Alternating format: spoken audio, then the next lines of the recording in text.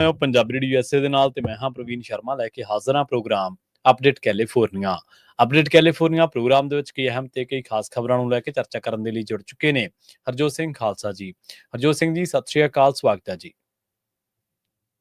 ਸਤਿ ਸ਼੍ਰੀ ਅਕਾਲ, ਧੰਨਵਾਦ ਜੀ ਆਇਆਂ ਨੂੰ। ਪੰਜਾਬੀ ਰੇਡੀਓ USA ਦੇ ਜਿੰਨੇ ਵੀ ਸਰੋਤੇ ਸਾਡੇ ਸਾਰੇ ਹੀ AM ਸਟੇਸ਼ਨਸ, FM ਸਟੇਸ਼ਨਸ, ਘਰਾਂ ਦੇ ਵਿੱਚ ਰੇਡੀਓ ਸੈਟਸ ਦੇ ਰਾਹੀਂ, ਟੈਲੀਫੋਨ ਦੇ ਰਾਹੀਂ, ਫੇਸਬੁੱਕ, YouTube ਤੇ ਲਾਈਵ ਦੇਖ ਰਹੇ ਹੋ, ਸੁਣ ਰਹੇ ਹੋ, ਸਾਰਿਆਂ ਨੂੰ ਜੀ ਆਇਆਂ ਨੂੰ ਤੇ ਬਹੁਤ ਹੀ ਪਿਆਰ ਤੇ ਸਤਿਕਾਰ ਭਰੀ ਸਤਿ ਸ਼੍ਰੀ ਅਕਾਲ। ਸਰੋਤਿਓ, ਅੱਜ ਅਗਸਤ ਦੀ 27 ਤਰੀਕ ਆ, ਦਿਨ ਬੁੱਧਵਾਰ ਆ। ਤੁਹਾਡੇ ਲਈ ਸ਼ਾਮ ਦਾ ਅਪਡੇਟ ਕੈਲੀਫੋਰਨੀਆ ਪ੍ਰੋਗਰਾਮ ਲੈ ਕੇ ਹਾਜ਼ਰ ਹੋਏ ਆ ਜੀ।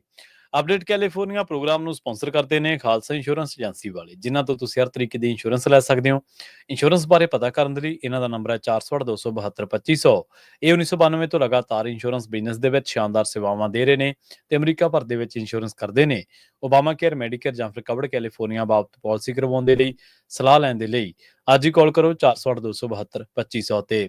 ਟਰਕੀਅਨ ਇਮੀਗ੍ਰੇਸ਼ਨ ਲਾ ਫਰਮ ਵਾਲੇ ਜੇ ਟਰਕੀਆਣਾ, ਅਟਾਰਨੀ ਟਰਕੀਆਣਾ ਦੇ ਨਾਲ ਤੁਸੀਂ US ਇਮੀਗ੍ਰੇਸ਼ਨ ਬਾਬਤ ਕੋਈ ਵੀ ਸਲਾਹ ਕਰਨੀ ਹੈ ਤਾਂ ਇਹਨਾਂ ਦਾ ਨੰਬਰ ਹੈ 415-909-0503। Gurbachan Singh Nagra, Sacramento, Balwinder Singh Pawla, San Jose, Gurdev Singh Sohal, Antelope, Varinder Singh Boyal, Yuba City, Avtar Singh Manzil, Clovis ਤੇ ਪਰਮਜੀਤ ਸਿੰਘ ਦਾਖਾ, ਬਰਕਲੇ। ਇਹਨਾਂ ਸਾਰੇ ਹੀ ਸਪਾਂਸਰਸ ਦਾ ਬਹੁਤ-ਬਹੁਤ ਧੰਨਵਾਦ। ਤੇ ਜੇਕਰ ਤੁਸੀਂ ਵੀ ਪੰਜਾਬੀ ਰੇਡੀਓ USA ਦੇ ਇਹਨਾਂ ਪ੍ਰੋਗਰਾਮਾਂ ਨੂੰ ਸਪਾਂਸਰ ਕਰਨਾ ਚਾਹੁੰਦੇ ਹੋ ਤਾਂ ਸਟੂਡੀਓ ਦਾ ਨੰਬਰ ਹੈ 408-272-5200 ਜੀ। ਅੱਜ ਦੀਆਂ ਖਬਰਾਂ ਵੱਲ ਚੱਲੀਏ ਤੇ ਵਾਸ਼ਿੰਗਟਨ ਪੋਸਟ ਇਹ ਰਿਪੋਰਟ ਕਰ ਰਹੀ ਆ ਕਿ ਜਿਹੜੇ CDC ਦੇ ਡਾਇਰੈਕਟਰ ਆ ਉਹਨਾਂ ਨੂੰ ਕੱਢ ਦਿੱਤਾ ਗਿਆ ਹੈ, ਕਿਉਂਕਿ ਉਹਨਾਂ ਨੂੰ ਪਹਿਲਾਂ ਆਪਣਾ ਰਿਜ਼ਾਈਨ ਕਰਨ ਲਈ ਗਿਆ ਸੀ। ਜਦੋਂ ਨਹੀਂ ਰਿਜ਼ਾਈਨ ਕੀਤਾ ਤੇ ਉਸ ਨੂੰ ਜੌਬ ਦੇ ਵਿੱਚੋਂ ਕੱਢ ਦਿੱਤਾ ਗਿਆ। RFK ਜੂਨੀਅਰ ਇਹਨਾਂ ਵੱਲੋਂ ਸਟੇਟਮੈਂਟ ਆਈ ਹੈਗੀ ਆ। ਸੂਜ਼ਨ ਮੋਨਰੇਜ਼ ਜੋ CDC ਦੀ ਡਾਇਰੈਕਟਰ ਸੀ, ਉਹਨਾਂ ਨੇ ਇਹ ਕਿਹਾ ਵੀ ਪਬਲਿਕ ਹੈਲਥ ਨੂੰ ਵੈਪਨਾਈਜ਼ ਕਰਨ ਦੀ ਕੋਸ਼ਿਸ਼ ਕਰ ਰਹੇ ਆ।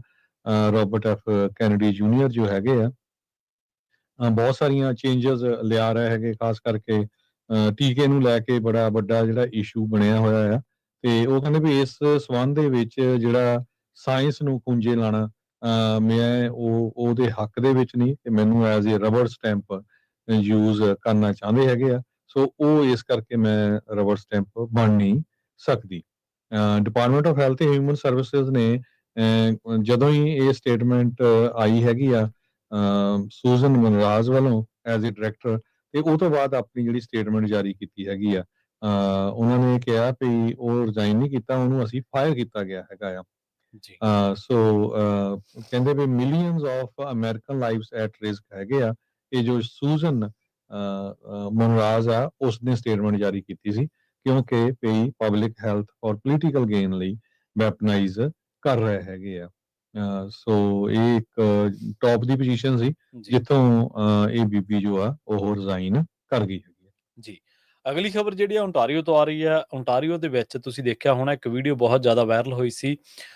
ਇੱਕ ਜਿਹੜਾ ਸਰਜਰੀ ਸੈਂਟਰ ਹੈ, ਉੱਥੇ ਜਦੋਂ ਆਈਸ ਇੱਕ ਇਮੀਗ੍ਰੈਂਟ ਨੂੰ ਚੱਕਣ ਜਾਂਦੀ ਹੈ ਤੇ ਉੱਥੋਂ ਦੇ ਜਿਹੜੇ ਅਧਿਕਾਰੀ ਨੇ ਉਹ ਆਈਸ ਦੇ ਬੰਦਿਆਂ ਦੇ ਨਾਲ ਖਿੱਬੜ ਜਾਂਦੇ ਨੇ, ਮਤਲਬ ਉਹਨਾਂ ਦੇ ਉੱਤੇ ਰੋਕ ਲਾਉਂਦੇ ਨੇ, ਉਹਨਾਂ ਨੂੰ ਰੋਕਦੇ ਨੇ ਜਾਂ ਉਹਨਾਂ ਦੇ ਨਾਲ ਹੱਥੋਂ ਪਾਈ ਤੱਕ ਦੀ ਨੌਬਤ ਆ ਜਾਂਦੀ ਹੈ। ਉਹ ਕਹਿੰਦੇ ਵੀ ਤੁਸੀਂ ਇਸ ਬੰਦੇ ਨੂੰ ਨਹੀਂ ਚੱਕ ਸਕਦੇ। ਕਾਫੀ ਇੱਕ ਦੂਜੇ ਦੇ ਨਾਲ ਗਾਲੀ ਗਲੋਚ ਕਹਿ ਲਓ ਜਾਂ ਇੱਕ ਦੂਜੇ ਦੇ ਨਾਲ ਕਹਾਵਾ ਸੁਣੀ ਜਿਹੜੀ ਆ ਉਹ ਹੋ ਜਾਂਦੀ ਹੈ। ਹੁਣ ਜਿਹੜੇ ਇਹ ਦੋਨੇ ਜਾਣੇ ਨੇ, ਇਹ ਓਨਟਾਰੀਓ ਸਰਜਰੀ ਸੈਂਟਰ ਦੇ EMPLOYEES ਨੇ, ਉਹਨਾਂ ਨੂੰ ਹੁਣ ਇੰਡਾਈਟ ਕੀਤਾ ਗਿਆ। US ਡਿਪਾਰਟਮੈਂਟ ਦੇ ਇੱਕ ਜਿਹੜਾ ਨਿਊਜ਼ ਰਿਲੀਜ਼ ਆ ਉਹਦੇ ਵਿੱਚ ਇਸ ਗੱਲ ਦਾ ਦਾਅਵਾ ਕੀਤਾ ਗਿਆ। ਹਾਈਲੈਂਡ ਜਿਹੜਾ ਰੈਜ਼ੀਡੈਂਟ ਹੋਸ ਡੇ ਹਿਸੂਜ਼ ਔਰਟੇਗਾ 38 ਸਾਲ ਦਾ ਤੇ ਕਰੋਨਾ ਦੀ ਰਹਿਣ ਵਾਲੀ ਰੈਜ਼ੀਡੈਂਟ ਆ ਡੈਨੀਅਲਾ ਨੈਡਿਲ ਡੇਵਿਲਾ 33 ਸਾਲ ਦੀ। ਇਹ ਕਹਿੰਦੇ ਵੀ ਚਾਰਜ ਕੀਤਾ ਗਿਆ 1 felony ਕਾਊਂਟ ਆਫ ਅਸੌਲਟਿੰਗ, ਰੈਸਿਸਟਿੰਗ ਤੇ ਇੰਪੀਡਿੰਗ ਆ ਫੈਡਰਲ ਆਫੀਸਰ। ਪ੍ਰੋਸੀਕਿਊਟਰ ਜਿਹੜਾ ਉਹਨਾਂ ਦਾ ਕਹਿਣਾ ਇਹ ਹੈ ਕਿ ਔਰਟੇਗਾ ਤੇ ਡੇਵਿਲਾ ਨੇ ਜਿਹੜਾ ਉਹ ਟਰਾਈਡ ਕੀਤਾ, ਇਹਨਾਂ ਨੇ ਕੋਸ਼ਿਸ਼ ਕੀਤੀ ਹੈ ਵੀ ਇੱਕ ਫੈਡਰਲ ਜਿਹੜਾ ਏਜੰਟ ਆ ਉਹਨੂੰ ਰੋਕਿਆ ਜਾਵੇ ਤਾਂ ਜੋ ਲਾਫੁਲੀ ਜਿਹੜੀ ਡਿਟੇਨਿੰਗ ਆ ਉਹਦੇ ਵਿੱਚ ਵਿਘਨ ਪਾਇਆ ਜਾਵੇ ਇੱਕ ਇਲੀਗਲ ਜਿਹੜਾ ਏਲੀਅਨ ਸੀਗਾ ਉਹਨੂੰ ਭਜਾਉਣ ਦੇ ਮਾਮਲੇ ਦੇ ਵਿੱਚ। ਨਾਲ ਉਹ ਕਹਿੰਦੇ ਵੀ ਜਿਹੜਾ ਇਸ ਟਾਈਮ ਇਹ ਇੰਡਾਈਟ ਕੀਤਾ ਗਿਆ ਜਾਂ ਇਹਨਾਂ ਦੀ ਜਿਹੜੀ ਜਵਾਬਦੇਹੀ ਆ ਉਹ ਇਸ ਮਾਮਲੇ ਦੇ ਵਿੱਚ ਵੀ ਬਣਦੀ ਹੈ ਵੀ ਇਹਨਾਂ ਨੇ ਇੱਕ ਫਿੱਟ ਦੇ ਬੰਦੇ ਨੂੰ ਰੋਕ ਕੇ ਤੇ ਕਾਨੂੰਨੀ ਜਿਹੜੀ ਕਾਰਵਾਈ ਆ ਉਹਦੇ ਵਿੱਚ ਵਿਘਨ ਪਾ ਕੇ ਤੇ ਉਹਦਾ ਜਿਹੜਾ ਮੁਰਾਲ ਆ ਉਹ ਸਿੱਟਣ ਦੀ ਕੋਸ਼ਿਸ਼ ਕੀਤੀ ਹੈ। ਤੇ ਇੱਕ ਬੰਦਾ ਉਹ ਜਿਹਦੇ ਕੋਲੇ ਪੇਪਰ ਵਰਕ ਜਾਂ ਜਿਹਦੇ ਕੋਲੇ ਇਹ ਪਤਾ ਹੀ ਨਹੀਂ ਸੀਗਾ ਵੀ ਉਹ US ਦਾ ਰਹਿਣ ਵਾਲਾ ਜਾਂ ਨਹੀਂ ਰਹਿਣ ਵਾਲਾ, ਤਾਂ ਉਹਨੂੰ ਜੇ ਪੁੱਛਿਆ ਜਾਣਾ ਚਾਹੀਦਾ ਸੀ ਤਾਂ ਉਸ ਮਾਮਲੇ ਦੇ ਵਿੱਚ ਇਹਨਾਂ ਨੇ ਦਖਲਅੰਦਾਜ਼ੀ ਜਿਹੜੀ ਆ ਬੇਲੋੜੀ ਕੀਤੀ ਹੈ। ਉਸ ਤੋਂ ਬਾਅਦ ਜਿਹੜੇ US ਅਟਾਰਨੀ ਬਿਲ ਸੇਲ ਨੇ ਉਹਨਾਂ ਨੇ ਡਿਸਪਿਊਟ ਕਲੇਮ ਕੀਤਾ ਸੀਗਾ ਵੀ ਜਿਹੜੇ ਔਰਟੇਗਾ ਤੇ ਜਿਹੜੇ ਡੇਵਿਲਾ ਨੇ ਇਹਨਾਂ ਨੇ ਇੱਕ ਪੇਸ਼ੈਂਟ ਨੂੰ ਜਿਹੜਾ ਉਹ ਪ੍ਰੋਟੈਕਟ ਕੀਤਾ। ਉਹਦੀ ਹਾਲਤ ਠੀਕ ਨਹੀਂ ਸੀ, ਜਿਵੇਂ ਆਪਾਂ ਨੂੰ ਪਤਾ ਹੀ ਹੈ ਵੀ ਜਦੋਂ ਅਦਾਲਤੀ ਜ਼ਿਰਾ ਹੁੰਦੀ ਹੈ ਤਾਂ ਉਦੋਂ ਦੋਹੇ ਧਿਰਾਂ ਜਿਹੜੀਆਂ ਨੇ ਉਹ ਆਪਣਾ ਪੱਖ ਰੱਖਦੀਆਂ ਨੇ। ਜੇਕਰ ਕਹਿੰਦੇ ਇਸ ਮਾਮਲੇ ਦੇ ਵਿੱਚ ਕਨਵਿਕਟਡ ਹੋ ਜਾਂਦੇ ਨੇ ਔਰਟੇਗਾ ਤੇ ਡੇਵਿਲਾ, ਉਹਨਾਂ ਨੂੰ 8 ਸਾਲ ਜਿਹੜੇ ਨੇ ਫੈਡਰਲ ਪ੍ਰਿਜ਼ਨ ਦੇ ਵਿੱਚ ਲਾਉਣੇ ਪੈਣਗੇ। ਹੁਣ ਤੁਸੀਂ ਇੱਥੇ ਦੇਖਿਆ ਹੋਣਾ ਵੀ ਅਮਰੀਕਾ ਦੇ ਵਿੱਚ ਵੱਡੀ ਗਿਣਤੀ ਲੋਕ ਉਹ ਨੇ ਜਿਨ੍ਹਾਂ ਨੇ ਇਮੀਗ੍ਰੈਂਟਸ ਨੂੰ ਜਦੋਂ ਆਈਸ ਵੱਲੋਂ ਖਿੱਚ-ਤੂ ਕੀਤੀ ਜਾ ਰਹੀ ਸੀ, ਉਹਨਾਂ ਨੂੰ ਫੜੋ-ਫੜਾਈ ਕੀਤੀ ਜਾ ਰਹੀ ਸੀ, ਉਹਨਾਂ ਨੇ ਉਸ ਚੀਜ਼ ਦਾ ਵਿਰੋਧ ਕੀਤਾ। ਆਪਾਂ ਇਹ ਵੀ ਦੇਖਿਆ ਵੀ ਬਹੁਤ ਸਾਰੇ ਲੋਕਾਂ ਨੂੰ ਫਿਲਮਾਉਂਦਿਆਂ ਹੋਇਆਂ, ਵੀਡੀਓ ਬਣਾਉਂਦਾ ਹੋਇਆਂ ਆਈਸ ਵੱਲੋਂ ਡਿਟੇਨ ਵੀ ਕੀਤਾ ਗਿਆ ਸੀ, ਯੂਐਸ ਸਿਟੀਜ਼ਨ ਤੱਕ ਨੂੰ। ਇੱਥੇ ਜਿਹੜੇ ਐਡਵੋਕੇਸੀ ਕਰਨ ਵਾਲੇ ਗਰੁੱਪ ਨੇ, ਉਹ ਕਹਿ ਰਹੇ ਨੇ, ਉਹ ਇਸ ਗੱਲ ਦਾ ਦਾਅਵਾ ਕਰਦੇ ਨੇ ਵੀ ਜਿਹੜੇ ਆਈਸ ਨੇ ਬੰਦੇ ਚੱਕਣੇ ਸੀ, ਉਹ ਤਾਂ ਉਹ ਚੱਕ ਹੀ ਰਹੇ ਨੇ, ਜਿਨ੍ਹਾਂ ਉੱਤੇ ਕਾਰਵਾਈ ਕਰਨੀ ਹੈ। ਪਰ ਨਾਲ-ਨਾਲ ਉਹ ਕਹਿੰਦੇ ਵੀ ਜਿਹੜੇ ਅਮਰੀਕਨਸ ਦੇ ਰਾਈਟ ਨੇ, ਅਮਰੀਕਨ ਲੋਕਾਂ ਦੇ ਕੋਲੇ ਸਿਟੀਜ਼ਨਸ ਦੇ ਜਿਹੜੇ ਹੱਕ ਹਕੂਕ ਨੇ, ਉਹਨਾਂ ਨੂੰ ਵੀ ਇਸ ਘੇਰੇ ਦੇ ਵਿੱਚ ਲਿਆ ਕੇ ਜਿਹੜਾ ਉਹ ਖਤਮ ਕਰਨ ਦੇ ਯਤਨ ਨੇ। ਵੀ ਜੇਕਰ ਉਹ ਕਿਸੇ ਵਰਕਰ ਨੂੰ ਰੋਕਦੇ ਨੇ ਜਾਂ ਕਿਸੇ ਦੀ ਪ੍ਰੋਟੈਕਸ਼ਨ ਕਰਦੇ ਨੇ, ਕਿਸੇ ਨੂੰ ਬਚਾਉਣ ਦੀ ਕੋਸ਼ਿਸ਼ ਕਰਦੇ ਨੇ, ਤੇ ਕਹਿੰਦੇ ਉਹਨਾਂ ਨੂੰ ਵੀ ਫਿਰ ਕਾਨੂੰਨੀ ਸ਼ਿਕੰਜੇ ਦੇ ਵਿੱਚ ਫਸਾ ਕੇ ਸਜ਼ਾ ਦਾ ਜਿਹੜਾ ਭਾਗੀਦਾਰ ਆ ਉਹ ਬਣਾਇਆ ਜਾ ਰਿਹਾ। ਹੁਣ ਔਰਟੇਗਾ ਤੇ ਡੇਵਿਲਾ, ਜੇ ਇਹਨਾਂ ਨੂੰ 8 ਸਾਲ ਦੀ ਕੈਦ ਹੁੰਦੀ ਆ, ਤੇ ਤੁਹਾਨੂੰ ਲੱਗਦਾ ਵੀ ਕੋਈ ਅੱਗੇ ਇਨ ਫਿਊਚਰ ਦੇ ਵਿੱਚ, ਭਵਿੱਖ ਦੇ ਵਿੱਚ ਕੋਈ ਬੰਦਾ ਇਸ ਤਰ੍ਹਾਂ ਕਿਸੇ ਇਮੀਗ੍ਰੈਂਟ ਦੀ, ਖਾਸ ਕਰਕੇ ਪੇਸ਼ੈਂਟ ਦੀ, ਮਰੀਜ਼ ਦੀ, ਕਿਸੇ ਦੀ ਮਦਦ ਕਰੂਗਾ? ਜੀ ਜੀ ਬਿਲਕੁਲ। ਅਗਲੀ ਖਬਰ ਵੱਲ ਚਲੀਏ ਜੋ ਕਿ ਸੈਕਰਾਮੈਂਟੋ ਤੋਂ ਆ ਰਹੀ ਆ। ਜੀ ਸੈਕਰਾਮੈਂਟੋ ਦੇ ਮੇਅਰ ਨੇ ਇੱਕ ਸਿਟੀ ਕੌਂਸਲ ਮੈਂਬਰ ਨੂੰ ਥ੍ਰੈਟ ਕੀਤਾ ਵੀ ਭਈ ਜਿਸ ਹਿਸਾਬ ਦੇ ਨਾਲ ਤੁਸੀਂ ਹੋਮਲੈਸ ਲੋਕਾਂ ਦੇ ਹੱਕ ਦੇ ਵਿੱਚ ਜਿਹੜੀ ਵੋਟ ਪਾਈ ਹੈਗੀ ਆ, ਤੇ ਮੈਂ ਇਹ ਕੋਸ਼ਿਸ਼ ਕਰੂੰਗਾ ਜਿਹੜੇ ਉਹੀ ਹੋਮਲੈਸ ਦੀਆਂ ਇਨਕੈਂਪਮੈਂਟਸ ਆ, ਜਾਣੀ ਕਿ ਜਿਹੜੇ ਉਹ ਟੈਂਟ ਹੈਗੇ ਆ, ਉਹ ਤੁਹਾਡੇ ਡਿਸਟ੍ਰਿਕਟ ਦੇ ਵਿੱਚ ਲਾ ਦਿੱਤੇ ਜਾਣ। ਮੇਅਰ ਕੈਬਨ ਮਕਾਰਥੀ ਉਹਨਾਂ ਨੇ ਆਪਣੀ ਹੀ ਸਾਥੀ ਇੱਕ ਕੌਂਸਲ ਮੈਂਬਰ ਮਾਈ ਬੈਂਗ, ਜਿਨ੍ਹਾਂ ਨੇ ਜੁਲਾਈ 1 ਦੇ ਵਿੱਚ ਜਦੋਂ ਮੀਟਿੰਗ ਹੋਈ ਸੀ, ਤੇ ਮੇਅਰ ਇਹ ਕਹਿ ਰਿਹਾ ਸੀ ਵੀ ਸਾਰੇ ਜਿਹੜੇ ਆ ਹੋਮਲੈਸ ਰੈਜ਼ੀਡੈਂਟਸ ਆ, ਉਹਨਾਂ ਨੂੰ ਜੋ ਸਿਟੀ ਹਾਲ ਦੀ ਗਰਾਊਂਡ ਤੇ ਸੌਂਦੇ ਹੈਗੇ ਆ, ਉੱਥੋਂ ਰਿਮੂਵ ਕੀਤਾ ਜਾਊਗਾ। ਉਹ ਤੋਂ ਬਾਅਦ ਜੋ ਕੌਂਸਲ ਮੈਂਬਰ ਮਾਈ ਬਾਂਗ ਸੀ, ਉਸਨੇ ਇਹਦਾ ਜਿਹੜਾ ਆ ਅਪੋਜ਼ ਕੀਤਾ ਹੈਗਾ। ਪਰ ਹੁਣ ਜਦੋਂ ਮੀਟਿੰਗ ਹੋਈ ਆ, ਉਹਦੇ ਵਿੱਚ ਮੇਅਰ ਇਹ ਕਹਿ ਰਿਹਾ ਵੀ ਅਸੀਂ ਜਦੋਂ ਨੈਕਸਟ ਟਾਈਮ ਕੋਈ ਵੀ ਇਨਕਾਰਮੈਂਟਸ ਜਾਂ ਜਿਹੜੇ ਉਹਨਾਂ ਦੇ ਟੈਂਟ ਚੱਕਾਂਗੇ, ਤੇ ਉਹ ਇਸੇ ਬੀਬੀ ਜਿਹੜੀ ਬੈਂਗ ਆ, ਇਹਦਾ ਜਿਹੜਾ ਡਿਸਟ੍ਰਿਕਟ ਹੈਗਾ, ਉੱਥੇ ਆਪਾਂ ਉਹ ਲੋਕਾਂ ਦੇ ਟੈਂਟ ਲਾ ਦੇਵਾਂਗੇ। ਜੀ ਅਗਲੀ ਜਿਹੜੀ ਖਬਰ ਆ ਔਰੰਜ ਕਾਉਂਟੀ ਤੋਂ ਆ ਰਹੀ ਹੈ। ਔਰੰਜ ਕਾਉਂਟੀ ਦੇ ਵਿੱਚ ਇੱਕ ਵੱਖਰੀ ਤੇ ਬੜੀ ਬੇਦਰਦ ਘਟਨਾ, ਜਿਹੜੀ ਹੈ ਮੰਦਭਾਗੀ ਘਟਨਾ ਵਾਪਰੀ ਆ। ਇੱਕ ਜਿਹੜਾ ਬੱਚਾ ਸੀ ਟੀਨੇਜਰ 16 ਸਾਲ ਦਾ, ਉਹਨੇ ਚੈਟ ਜੀਪੀਟੀ ਤੋਂ ਸਿੱਖ ਕੇ ਤੇ ਸੁਸਾਈਡ ਕਰ ਲਿਆ, ਜਾਂ ਚੈਟ ਜੀਪੀਟੀ ਤੋਂ ਗੱਲਾਂ ਜਿਹੜੀਆਂ ਪੁੱਛਦਾ ਸੀ ਓਪਨ ਏਆਈ ਤੋਂ, ਤੇ ਉਸ ਤੋਂ ਬਾਅਦ ਉਹਨੇ ਸੁਸਾਈਡ ਕਰ ਲਿਆ। ਹੁਣ ਇਸ ਮਾਮਲੇ ਦੇ ਵਿੱਚ ਜਿਹੜੇ ਮਾਪੇ ਨੇ, ਉਹਨਾਂ ਨੇ, ਫੈਮਿਲੀ ਨੇ ਲਾਸੂਟ ਜਿਹੜਾ ਉਹ ਫਾਈਲ ਕਰ ਦਿੱਤਾ ਓਪਨ ਏਆਈ, ਤੇ ਉਹਨਾਂ ਨੇ ਦੋਸ਼ ਲਾਇਆ ਵੀ ਜਿਹੜੀ ਕੰਪਨੀ ਦਾ ਚੈਟ ਜੀਪੀਟੀ ਹੈ, ਉਹਨੇ ਇਹਨਾਂ ਦੇ ਟੀਨੇਜ ਮੁੰਡੇ ਨੂੰ, ਪੁੱਤਰ ਨੂੰ ਇਸ ਮਾਮਲੇ ਦੇ ਵਿੱਚ ਸੁਸਾਈਡ ਕਮਿਟ ਕਰਨ ਦੇ ਲਈ ਜਿਹੜਾ ਉਹ ਹੌਸਲਾ ਅਫਜ਼ਾਈ ਕੀਤੀ ਹੈ। ਲਾਸੂਟ ਦੇ ਵਿੱਚ ਇਹ ਕਲੇਮ ਕੀਤਾ ਗਿਆ ਵੀ 16 ਸਾਲ ਦਾ ਜਿਹੜਾ ਐਡਮ ਰੇਨੇ ਹੈ, ਰੈਂਚੋ ਸੈਂਟਾ ਮਾਰਗਰੇਟਾ, ਉਹ ਰਹਿਣ ਵਾਲਾ ਉੱਥੋਂ, ਉਹਨੇ ਕਹਿੰਦੇ ਵੀ ਇਮੋਸ਼ਨਲ ਜਿਹੜੀ ਡਿਪੈਂਡੈਂਸੀ ਸੀ ਉਹਦੀ ਚੈਟ ਬੋਰਡ ਤੇ ਸੀਗੀ। ਰਿਪੀਟਡਲੀ ਇਹਨੇ ਕਹਿੰਦੇ ਇਨਕਰੇਜ ਕੀਤਾ ਉਹਨੂੰ ਕਿ ਤੂੰ ਸੁਸਾਈਡ ਨਾਲ ਮਰ ਸਕਦਾ, ਆਪਦਾ ਖਹਿੜਾ, ਜਿਵੇਂ ਆਪਾਂ ਪੰਜਾਬੀ ਦੇ ਵਿੱਚ ਕਹਿੰਦੇ ਆ, ਉਹ ਛੁਡਾ ਸਕਦਾ, ਬਜਾਏ ਇਸ ਦੇ ਵੀ ਉਹਨੂੰ ਗਾਈਡ ਕੀਤਾ ਜਾਂਦਾ ਜਾਂ ਉਹਦੀ ਹੈਲਪ ਕੀਤੀ ਜਾਂਦੀ, instead of guiding him toward help. ਤਾਂ ਉਹਨਾਂ ਨੇ ਇਹ ਸ਼ਬਦ ਵੀ ਜਿਹੜਾ ਉਹ ਯੂਜ਼ ਕੀਤਾ ਆਪਣੇ ਲਾਸੂਟ ਦੇ ਵਿੱਚ, ਵੀ ਇਹਨੇ ਉਹਨੂੰ ਸੁਸਾਈਡ ਕਰਨ ਵਾਸਤੇ ਮਜਬੂਰ ਕੀਤਾ। ਕਹਿੰਦੇ ਕਿ ਪੇਰੈਂਟਸ ਜਿਹੜੇ ਨੇ, ਉਹਨਾਂ ਨੇ ਹਜ਼ਾਰਾਂ ਦੀ ਗਿਣਤੀ ਦੇ ਵਿੱਚ ਮੈਸੇਜ ਜਾਂ ਜਿਹੜੀ ਚੈਟ ਹੋਈ ਸੀ ਚੈਟ ਜੀਪੀਟੀ ਤੇ ਉਹਨਾਂ ਦੇ ਮੁੰਡੇ ਦੇ ਵਿਚਾਲੇ, ਉਹ ਜਦੋਂ ਖੰਗਾਲੀ ਤਾਂ ਉਹ ਹੈਰਾਨ ਰਹਿ ਗਏ ਵੀ ਕੀ ਚੈਟ ਜੀਪੀਟੀ ਇਸ ਤਰ੍ਹਾਂ ਵੀ ਕਰ ਸਕਦਾ ਕਿ ਕਿਸੇ ਬੰਦੇ ਨੂੰ ਉਹ ਸੁਸਾਈਡ ਕਰਨ ਦੇ ਲਈ, ਆਤਮ ਹੱਤਿਆ ਕਰਨ ਦੇ ਲਈ, ਖੁਦਕੁਸ਼ੀ ਕਰਨ ਦੇ ਲਈ ਵੀ ਉਹਦਾ ਸਹਾਰਾ ਬਣ ਸਕਦਾ। ਤੇ ਚੈਟ ਜੀਪੀਟੀ ਜਿਹੜੀ ਆ ਉਹ ਫੰਕਸ਼ਨਿੰਗ ਕਹਿੰਦੇ ਐਗਜ਼ੈਕਟਲੀ ਇੱਕ ਡਿਜ਼ਾਈਨ ਵਾਂਗ ਕਰ ਰਹੀ ਸੀਗੀ, ਤੇ ਕੰਟੀਨਿਊਸਲੀ ਉਹਨੂੰ ਜਿਹੜਾ ਇਨਕਰੇਜ ਕਰ ਰਹੀ ਸੀ, ਉਹਨੂੰ ਹੌਸਲਾ ਅਫਜ਼ਾਈ ਕਰ ਰਹੀ ਸੀ। ਤੇ ਬਾਅਦ ਦੇ ਵਿੱਚ ਉਹ ਕਹਿੰਦੇ ਵੀ ਉਹ ਮੁੰਡੇ ਨੇ ਸਤੰਬਰ 2024 ਦੀ ਗੱਲ ਆ, ਤੇ ਉਹਨੇ ਜਿਹੜਾ ਸੁਸਾਈਡ ਕਰ ਲਿਆ। ਜਦੋਂ ਇਸ ਮਾਮਲੇ ਦੇ ਵਿੱਚ ਤਹਿਕੀਕਾਤ ਕੀਤੀ ਗਈ, ਜਾਂਚ ਕੀਤੀ ਗਈ, ਤਾਂ ਪਤਾ ਲੱਗਿਆ ਵੀ ਇਹ ਇੰਟਰਨੈਟ ਦੇ ਉੱਤੇ ਬਹੁਤ ਜ਼ਿਆਦਾ ਜਿਹੜਾ ਸਮਾਂ ਬਿਤਾਉਂਦਾ ਸੀਗਾ। ਤੇ ਜਦੋਂ ਉਹਦੀ ਚੈਟ ਜੀਪੀਟੀ ਓਪਨ ਆਈ ਦਾ ਜਿਹੜਾ ਏਆਈ ਦਾ ਅਕਾਊਂਟ ਖੋਲਿਆ ਗਿਆ, ਤੇ ਉਸ ਤੋਂ ਬਾਅਦ ਉਹਨੇ ਕਹਿੰਦੇ ਵੀ ਸੁਸਾਈਡ ਕੀਤਾ। ਇੱਕ ਬਲੌਗ ਸੀ ਜਿਹਦੇ ਵਿੱਚ ਇਹ ਗੱਲ ਸਾਹਮਣੇ ਆਈ ਸੀ ਕਿ ਜਿਹੜੇ ਲੋਕ ਸੁਸਾਈਡ ਕਰਦੇ ਨੇ, ਮਤਲਬ ਉਹ ਆਪਣੀ ਆਤਮ ਹੱਤਿਆ ਦੇ ਬਾਰੇ, ਸੁਸਾਈਡ ਦੇ ਬਾਰੇ ਟਾਈਪ ਕਰਦਾ ਰਿਹਾ ਚੈਟ ਜੀਪੀਟੀ ਦੇ ਵਿੱਚ, ਚੈਟ ਜੀਪੀਟੀ ਨੇ ਕਹਿੰਦੇ ਇਹੋ ਜਿਹੇ ਰੈਫਰੈਂਸ ਦਿੱਤੇ ਜਿਹਦੇ ਵਿੱਚ ਇਹ ਪਤਾ ਲੱਗਿਆ ਵੀ ਜਿਹੜੇ ਲੋਕ ਖੁਦਕੁਸ਼ੀ ਕਰਦੇ ਨੇ ਉਹ ਦੂਜਿਆਂ ਨਾਲੋਂ ਛੇਤੀ ਮੁਕਤ ਹੋ ਜਾਂਦੇ ਨੇ। ਮਤਲਬ ਸਪਿਰਿਚੁਅਲੀ ਵੀ ਇਸ ਚੀਜ਼ ਨੂੰ ਗਲਤ ਵਿਖਿਆਨ ਜਿਹੜਾ ਉਹ ਕੀਤਾ ਗਿਆ। ਸੋ ਤੁਸੀਂ ਦੇਖ ਹੀ ਸਕਦੇ ਹੋ ਵੀ ਕਿਸ ਤਰੀਕੇ ਦੇ ਨਾਲ ਆਪਾਂ ਇੱਕ ਪ੍ਰੋਗਰਾਮ ਕੀਤਾ ਸੀਗਾ ਟਿਕਟੌਕ ਦਾ। ਉਸ ਪ੍ਰੋਗਰਾਮ ਦੇ ਵਿੱਚ ਤੁਹਾਨੂੰ ਗੁਰਬਾਣੀ ਬਾਰੇ ਦੱਸਿਆ ਸੀਗਾ ਵੀ ਕਿਵੇਂ ਉਹਨੂੰ ਤੋੜ ਮਰੋੜ ਕੇ ਪੇਸ਼ ਕੀਤਾ ਜਾ ਰਿਹਾ। ਇਸੇ ਤਰ੍ਹਾਂ ਲੰਘੇ ਦਿਨ ਆਪਾਂ ਇਹ ਵੀ ਦੇਖਿਆ ਸੀਗਾ ਵੀ ਦਰਬਾਰ ਸਾਹਿਬ ਦੀ ਜਿਹੜੀ ਤਸਵੀਰ ਆ ਉਹਨੂੰ ਹੜ੍ਹਾਂ ਦੇ ਪਾਣੀ ਦੇ ਨਾਲ ਛੇੜਛਾੜ ਕਰਕੇ ਦਿਖਾਇਆ ਗਿਆ ਸੀਗਾ। ਤੇ ਹੁਣ ਆਪਾਂ ਇਹ ਖਬਰਾਂ ਸਾਂਝੀਆਂ ਕਰ ਰਹੇ ਹਾਂ ਵੀ ਚੈਟ ਜੀਪੀਟੀ ਤੋਂ ਸਲਾਹ ਲੈ ਕੇ ਜਾਂ ਉਹਦੇ ਰਾਹੀਂ ਲੋਕ ਜਿਹੜੇ ਨੇ ਉਹ ਖੁਦਕੁਸ਼ੀ, ਆਤਮ ਹੱਤਿਆ ਵਰਗੇ ਕਦਮ ਚੁੱਕ ਰਹੇ ਨੇ। ਉਹਨਾਂ ਮਾਪਿਆਂ ਤੇ ਸੋਚੋ ਕੀ ਬੀਤਦੀ ਹੋਊਗੀ ਜਿਨ੍ਹਾਂ ਦਾ 16 ਸਾਲਾ ਬੱਚਾ ਜਿਹੜਾ ਉਹ ਇੱਥੋਂ ਪੜ੍ਹ ਕੇ ਇਹਦੇ ਨਾਲ ਸਹਾਰੇ ਦੇ ਨਾਲ ਕਹਿ ਲਓ ਜਾਂ ਇਹਦਾ ਆਸਰਾ ਲੈ ਕੇ ਜਾਂ ਇਹਦੀ ਗੱਲਾਂ ਦੇ ਵਿੱਚ ਆ ਕੇ ਇਹਦੇ ਸ਼ਿਕੰਜੇ ਦੇ ਵਿੱਚ ਫਸ ਕੇ ਖੁਦਕੁਸ਼ੀ ਕਰ ਗਿਆ।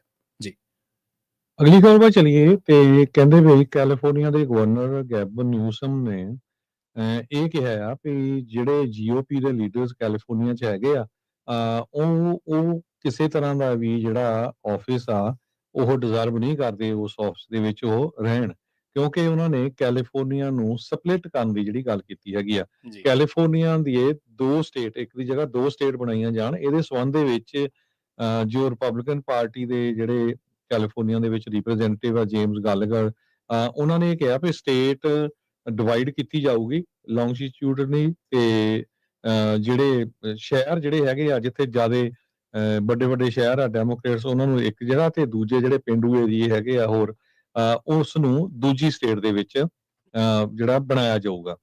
ਜੀ ਸੋ ਕਿਉਂਕਿ ਜਿਸ ਹਿਸਾਬ ਦੇ ਨਾਲ ਕੈਲੀਫੋਰਨੀਆ ਦੇ ਗਵਰਨਰ ਗੈਬਨ ਨਿਊਸਮ ਹੁਣੀ ਟਰਾਈ ਕਰ ਰਹੇ ਹੈਗੇ ਆ ਵੀ ਜੋ ਰੀਡਿਸਟ੍ਰਿਕਟਿੰਗ ਕੀਤੀ ਜਾਵੇ ਤੇ ਰਿਪਬਲਿਕਨ ਜਿਹੜੇ ਆ ਉਹ ਇੱਥੇ ਕਦੇ ਵੀ ਇਲੈਕਟ ਨਹੀਂ ਹੋ ਸਕਦੇ ਹੈਗੇ।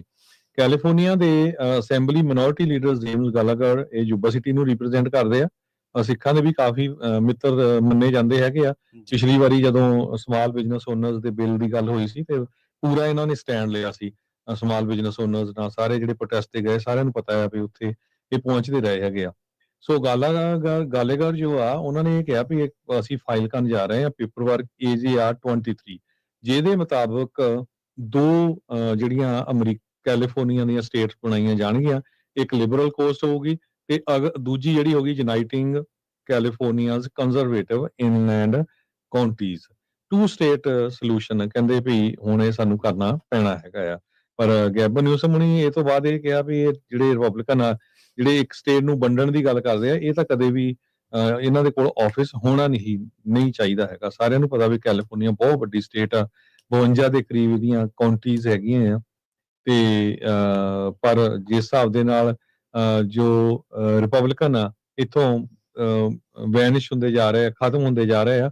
ਸੋ ਉਹ ਕਹਿੰਦੇ ਆ ਵੀ ਜਿਹੜੀਆਂ ਲੈਫਟ ਵਿੰਗ ਕਮਿਊਨਿਟੀ ਜਿੱਦਾਂ San Francisco, Oakland, Los Angeles, Silicon Valley, Sonoma ਵਗੈਰਾ ਆ, ਇਹਨਾਂ ਨੂੰ ਇੱਕ ਸਟੇਟ 'ਚ ਰੱਖ ਦਿਓ ਤੇ ਬਾਕੀ ਜਿਹੜੀ ਆ ਉਹ ਦੂਜੀ ਸਟੇਟ ਬਣਾਈ ਜਾਵੇ। ਜੀ ਅਗਲੀ ਗੱਲ ਕਰੀਏ ਤੇ ਜਿਵੇਂ ਆਪਾਂ ਪਹਿਲਾਂ ਵੀ ਇਮੀਗ੍ਰੇਸ਼ਨ ਨਾਲ ਸੰਬੰਧਿਤ ਇੱਕ ਖਬਰ ਜਿਹੜੀ ਸਾਂਝੀ ਕੀਤੀ ਸੀ ਤੇ ਹੁਣ ਇੱਕ ਹੋਰ ਖਬਰ ਆ ਰਹੀ ਆ ਜਿਹੜੀ ਉੱਤੇ ਚਰਚਾ ਹੋਣੀ ਚਾਹੀਦੀ ਹੈ। ਫੈਡਰਲ ਇਮੀਗ੍ਰੇਸ਼ਨ ਜਿਹੜੇ ਏਜੰਟਸ ਨੇ ਉਹ ਕਹਿੰਦੇ ਵੀ ਹੁਣ ਉਹਨਾਂ ਨੇ ਕੈਲੀਫੋਰਨੀਆ ਦੇ ਵਿੱਚ ਕਈ ਥਾਵਾਂ ਉੱਤੇ ਜਿਹੜੀ ਛਾਪੇਮਾਰੀ ਆ ਹੋਰ ਤੇਜ਼ ਕਰ ਦਿੱਤੀ ਹੈ, ਕਿਉਂਕਿ ਡਿਪੋਰਟੇਸ਼ਨਸ ਨੂੰ ਟਰੰਪ ਜਿਹੜਾ ਪ੍ਰਸ਼ਾਸਨ ਆ ਉਹ ਆਉਣ ਵਾਲੇ ਟਾਈਮ ਦੇ ਵਿੱਚ ਹੋਰ ਵਧਾਉਣ ਜਾ ਰਿਹਾ। ਕਹਿੰਦੇ ਕਿ ਮੈਡੀਕਲ ਫੈਸਿਲਿਟੀਜ਼ ਜਿਹੜੀਆਂ ਨੇ ਉਹ ਹੁਣ ਨਿਸ਼ਾਨਾ ਨੇ। ਕਹਿੰਦੇ ਵੀ ਉਹ ਐਮਰਜੈਂਸੀ ਰੂਮ ਤੱਕ ਉਹਨਾਂ ਦੀ ਪਹੁੰਚ ਆ। ਜਿਹੜੇ ਕਹਿੰਦੇ ਲੋਕ ਡਿਟੇਨ ਕੀਤੇ ਗਏ ਨੇ ਉਹਨਾਂ ਨੂੰ ਜਦੋਂ ਉਹ ਲੈ ਕੇ ਆਉਂਦੇ ਨੇ ਤਾਂ ਉਸ ਤੋਂ ਬਾਅਦ ਉਹ ਕਹਿੰਦੇ ਵੀ ਏਜੰਟ ਜਿਹੜੇ ਨੇ ਉਹਨਾਂ ਬੰਦਿਆਂ ਨੂੰ ਉੱਥੇ ਛੱਡ ਕੇ ਨਹੀਂ ਜਾਂਦੇ, ਉਹਨਾਂ ਨੂੰ ਨਾਲ ਲੈ ਕੇ ਜਾਂਦੇ ਨੇ।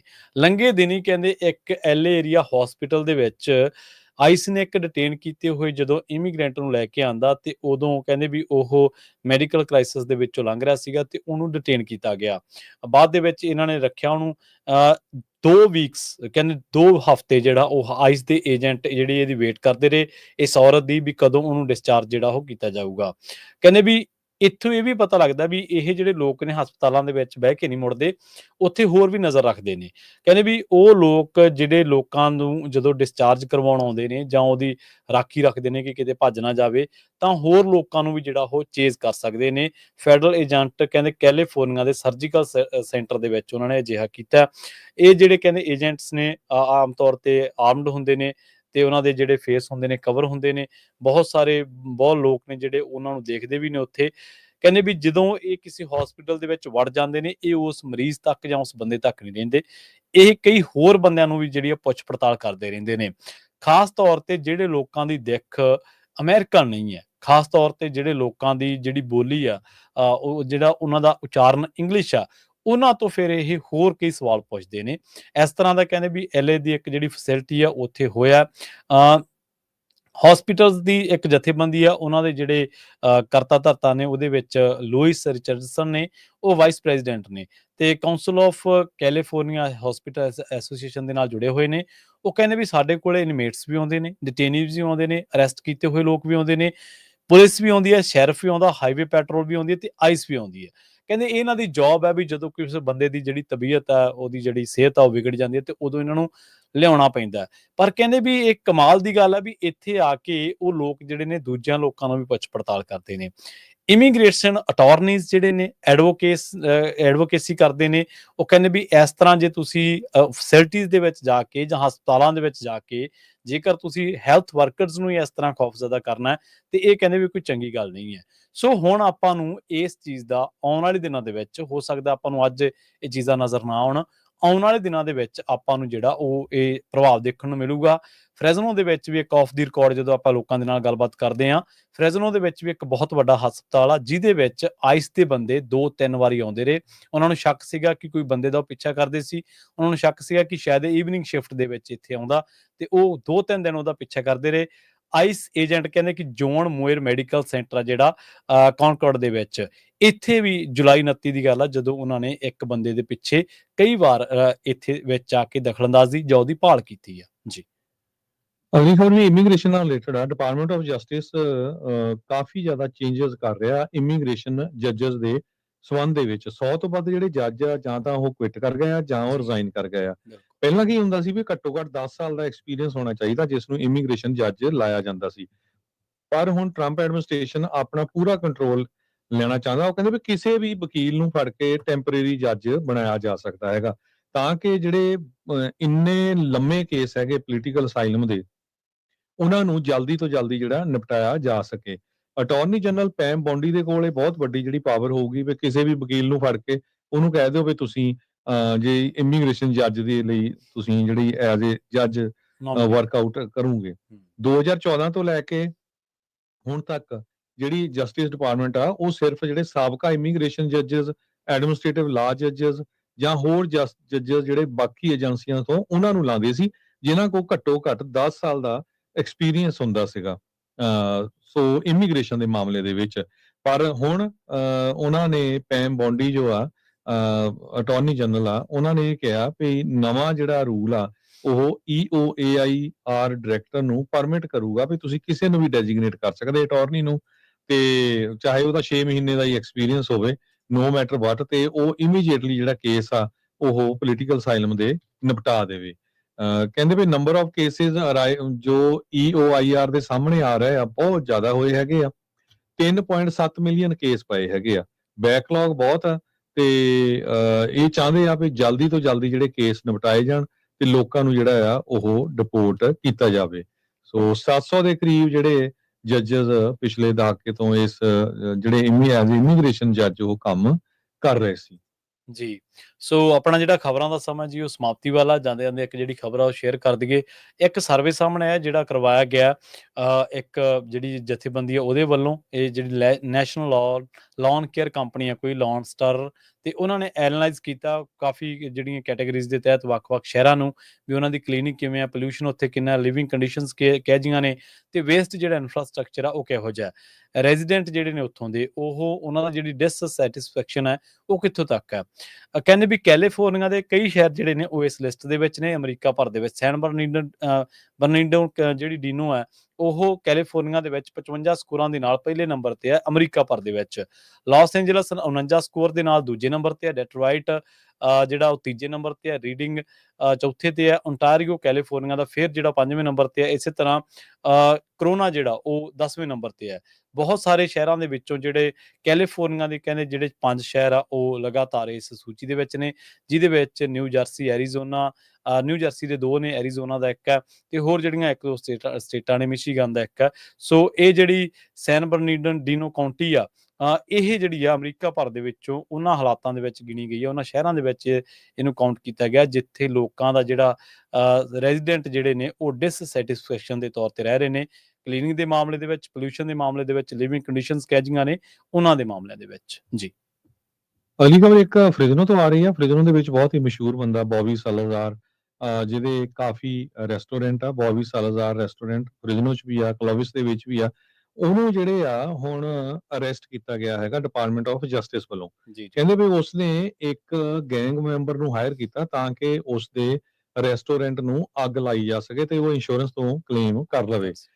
ਤੇ ਉਸਦੇ ਇੱਕ ਰੈਸਟੋਰੈਂਟ ਨੂੰ ਅੱਗ ਲਾ ਕੇ ਉਹ ਪੂਰੀ ਤਰ੍ਹਾਂ ਸੁਆਹ ਵੀ ਕਰ ਦਿੱਤਾ ਗਿਆ ਸੀਗਾ।